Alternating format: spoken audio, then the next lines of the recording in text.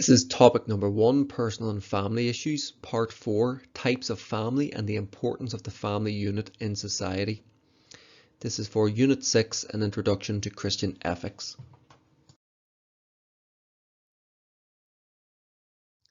In this video, we will be looking at the different types of family and the importance of the family unit in society.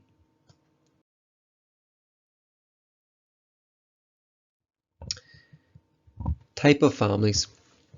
The nuclear family. This is the most common type of family in the UK. It generally consists of a husband and a wife living in the family home with their children. Grandparents and other relations may be in close contact with the nuclear family but do not live with them. A single parent family. This is where a parent is raising a child on their own, perhaps due to divorce, bereavement, or never having been married. Sometimes being a single parent is a deliberate choice. In the UK, most single parent families have a single mother rather than a single father, but that is not always the case. Extended or multi-family. This includes parents and children plus other relatives such as a grandparent living in the family home. Extended families are more common in other parts of the world and represent a very small proportion of all households in the UK. A foster family. A foster family provides temporary care for a child whose own parents are facing a crisis. Fostering may be a long-term or short-term arrangement, but the natural parents still retain full legal rights over the child. An adoptive family. This is permanent care for a child where this cannot be provided by the birth parents. Adoptive parents have full legal responsibility for the child who is raised as their own child. A step family. If a parent remarries, a child will have a step parent and possibly step brothers and step sisters in their new family. A blended family. This term is sometimes used to describe a family following remarriage that includes children from both previous marriages with the addition of younger siblings from the new marriage. A cohabiting couple. This consists of a couple and their children who decide to live together without getting married. The couple may be a man and a woman or in a same-sex relationship. And a same-sex family. This consists of a gay couple, either 2 men or 2 women and their children. The couple may be married or have a civil partnership or be cohabiting. The children may be biological children of one of them through IVF or surrogacy. They could be adopted, or as I've just mentioned, a surrogate mother or from a sperm or egg donor. The importance of the family unit. Healthy family relationships can create strong, healthy individuals. The family home is where most people learn how to relate to other people and to cope with life in the outside world. Remember, parents are their children's first teachers. The family unit has an important role to play in encouraging the following. Good communication skills. Taking time to talk and to listen to others in the family can help to ensure that the family relationship stays strong and happy.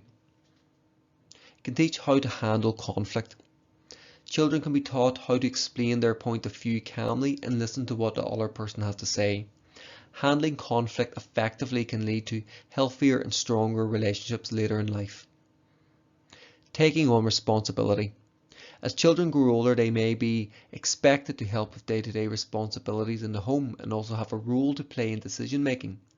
Having greater independence is particularly important for teenagers to help them grow into responsible adults who can make sensible choices for themselves. And as well as that, the family unit is important as it helps to create a caring attitude towards others. Healthy family relationships involve people caring for each other, offering encouragement, trying to promote one's self-esteem. These qualities, which can be learned from a very early age, are important life skills for future relationships. So what is the role of the parents in a family? Parents must provide for the material needs of a child and see to the physical demands such as food and clothing. Responsible parents will give love and care and time to a child. This will involve encouraging them and encouraging them with certain skills and of course their interests. Responsible parents will provide opportunities for social development, such as playing with other children, getting them to know extended family members, getting them involved in social clubs. Responsible parents are responsible for the behaviour of their child and will use appropriate discipline. Responsible parents would ensure that children go to school or have an alternative education, either homeschooling, until they are at least 16. Responsible parents will decide which religion, if any, the children are going to follow, and make sure that their children learn morals and values which will help them to be good citizens. Remember, not everyone in our society is religious, so some parents may choose to raise their child non-religious. Responsible parents will never mistreat or harm their child through shaking, hitting, neglect, or any form of physical abuse. Responsible parents will always protect a child from abuse. Child abuse takes many forms: emotional, mental, physical, sexual. A responsible parent will do all they can to make sure that their child does not suffer abuse. Responsible parents will look after a child's health and well-being and ask for help if there are problems. This may involve making sure a sick child is taken to a doctor or seeking medical help for an injury, or maybe taking their child to counselling if there are mental health issues. And finally, a responsible parent will be a role model for their children. Remember, parents are their children's first teacher. Christian teaching on family life. Christianity teaches that family members have duties towards one another. Family members should support each other through difficult times. Families have a responsibility towards members who are sick or elderly within the nuclear family, but also the extended family. It is the duty of a Christian family to bring up the next generation to follow the Christian faith. This also involves teaching the Christian values of love and forgiveness. And this will also include, for Roman Catholic families, ensuring that children are baptized and they are brought up in the church, that they are brought to Mass and that they receive their sacraments. Pope Francis and the importance of the family. The World Meeting of Families Congress is a gathering of the Roman Catholic Church that has occurred every 3 years since 1994. It is organised by the Dicastery for Laity, Family and Life, which promotes the pastoral care of families, protects their rights and dignity in the church and in civil society, so that they may ever be more able to fulfill their duties.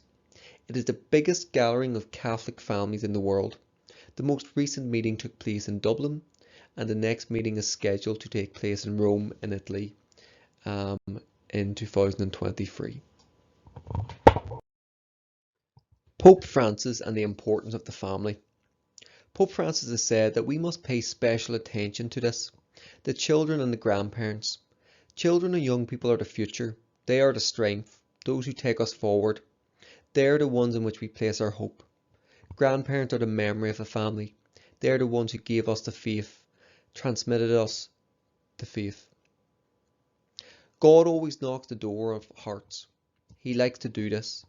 It comes from his heart. But do you know what he likes best? To knock on the doors of families and find families that are united. To find families that love each other. To find the families that bring up their children and educate them and help them to keep going forward, and that create a society of goodness, of truth and of beauty. But the most beautiful thing that God made, the Bible said, was the family. He created man and woman and he gave them everything. He gave them the world. Grow, multiply, cultivate the earth, make it produce, make it grow. He presented to a family all the love that he made in this marvelous creation. All of the love that God has in himself. All of the beauty that God has in himself. All of the truth that God has in himself. He gives to the family. And a family is truly a family when it is able to open its arms and receive all of this love. Bible teaching on family life. In both the Old and New Testaments, a special place is given to the importance of family. For example, In Exodus 20, one of the Ten Commandments says, respect your father and mother. This is one of the Ten Commandments, and the Ten Commandments are absolute commands which should not be broken. This shows the importance placed in the Bible on respect for parents.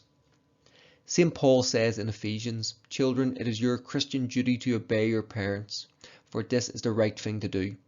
This reference teaches that children should be obedient to their parents and do what their parents ask. St. Paul also says, parents, do not treat your children in such a way to make them angry.